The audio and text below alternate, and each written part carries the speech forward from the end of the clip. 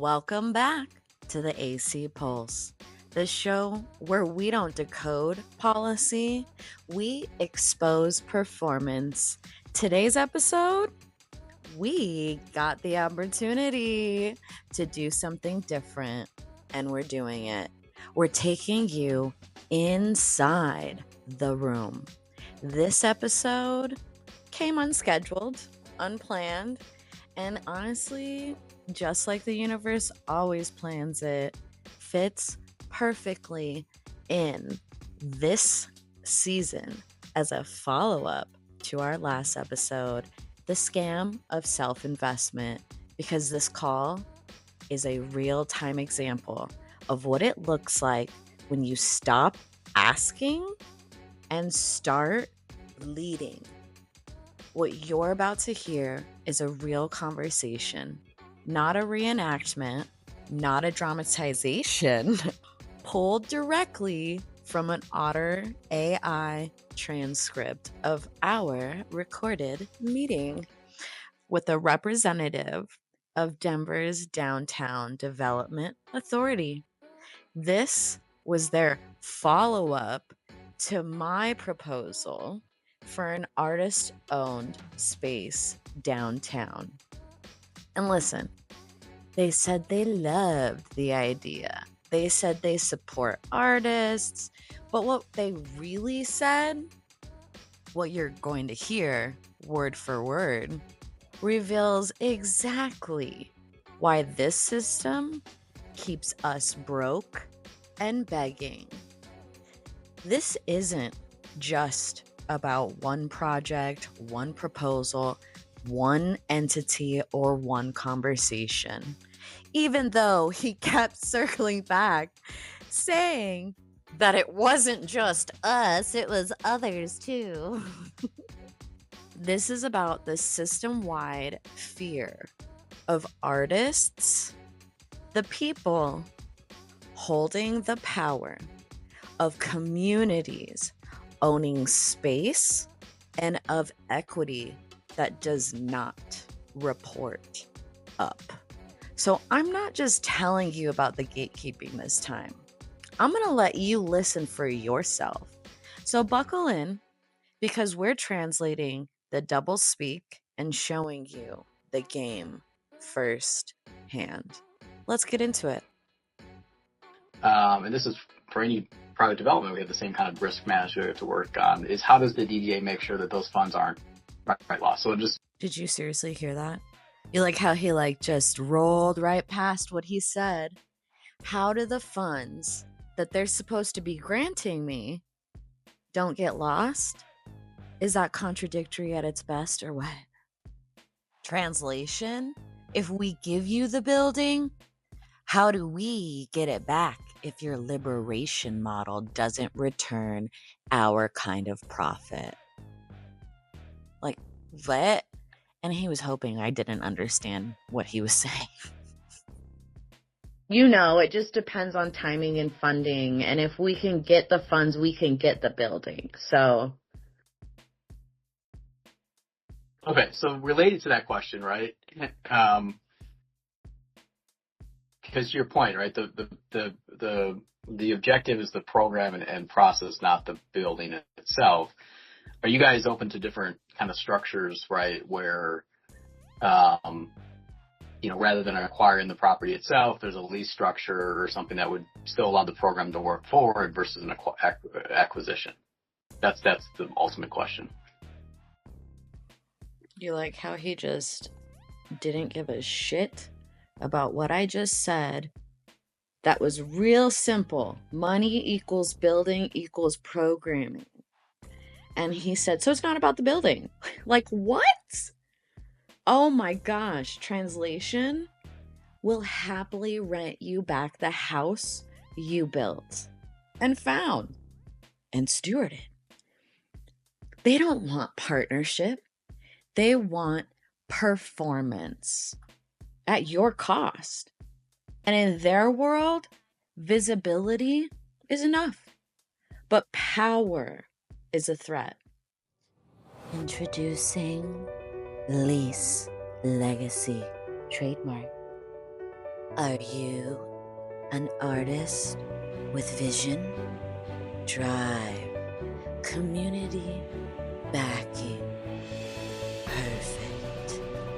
You do the work, you build the vision, and you'll pay us rent to keep it alive. With lease, legacy, you can funnel your talent, your labor, and your generational dreams straight into someone else's legacy. Equity portfolio.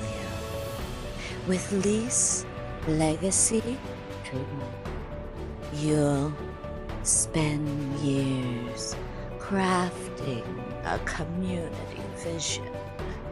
Do all the programming, planning, and press. Watch them acquire the building, then offer it back to you at a below market rate. Why own your work when you can borrow it back from people who believe in you? At least legacy, trademark. We believe owning the work does not mean you get to own the asset. You can build the asset, bring the passion, but we get to own the deed. So sign now. In just 24 to 36 months, when your lease expires, you can start the process all over again. Lease, legacy, trademark. Because it's not exploitation, it's opportunity. Paid for by the Coalition to Protect Our Investments from Your Autonomy. Trademark. Terms and conditions apply. Equity not included. Asset forfeiture may occur without warning or recourse. Community not guaranteed. And now, let's get back to this wild conversation. Yeah, so I think the concept of it, right? If you guys had space that you could access at a below market rate, right? And to your point, it sounds like AJ would be the operating entity, right? Mm-hmm. That's what the proposal is. Correct. Right. And so to your point, you could still run an entity, and your proposal would be that operating arm would have an ROI to it, right? Even in a lease structure environment, right? Is that something that the entities would look at? Oh my God. Oh my gosh. Let's put a pin in that real quick. Rent the dream, but not the power? Seriously? Let's talk about what this guy really couldn't stop circling back to. And I do mean circling back like a nervous drone. Because no matter how many times I said building ownership, he kept finding new ways to say, but what if you just rented it instead? He said, are you open to a lease instead of ownership? Let us keep the deed and you keep the workload? Seriously? The proposal could involve a low market lease, even at below market rate. Like, would you still like crumbs if we made them fall off? You could still have ROI even in a lease structure, right? You'd still be the operator. It's just a different structure. Translation, keep doing the labor, the visioning, the community building. Just cut us in as the landlord is what he's really skirting around. And this is the part that really gets me. He asked me 6 times in 6 different ways if we would consider a lease. And I had to say no 6 different ways, 6 different times, as if I hadn't already told him very simply and very clearly that rent right now is like burning money. And when I said that it would close us in 2 years, he didn't even acknowledge that. He didn't even say, oh, you're right, maybe we need to restructure our business model if we're trying to give money away to entities that would just close in 2 years. If that was the case, he would not be in this room considering my proposal if he thought we had a unsteady, risky business financial structure. No way would he be in this meeting with me. Woo! All right. We're going to stop right there.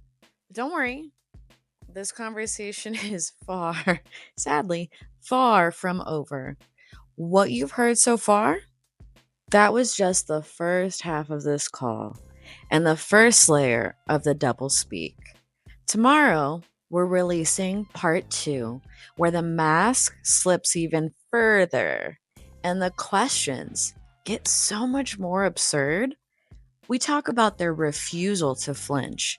When I tell them we'd collapse under their lease model, how they flip ownership back and forth like a legal shell game, and how silence, not support, is their real offer. So come back tomorrow for the second half of this episode. And in the meantime, share this, tag someone who's lived it, and remind every gatekeeper you know we're not asking, we're documenting, and we're building anyway. So if this episode hit something in you, share it, like it, send it to someone who's still waiting for permission, because the AC Pulse is just getting louder. And for those who want more, we'll be releasing the full, uncut bonus commentary and the rest of this conversation on Patreon, where I break down line by line what I couldn't say on that call. That's at patreon.com/the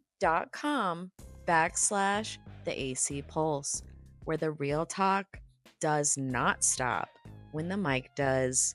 Follow the movement, tell the truth, and remember, you're not the intern of your own life. You're the fucking executive producer.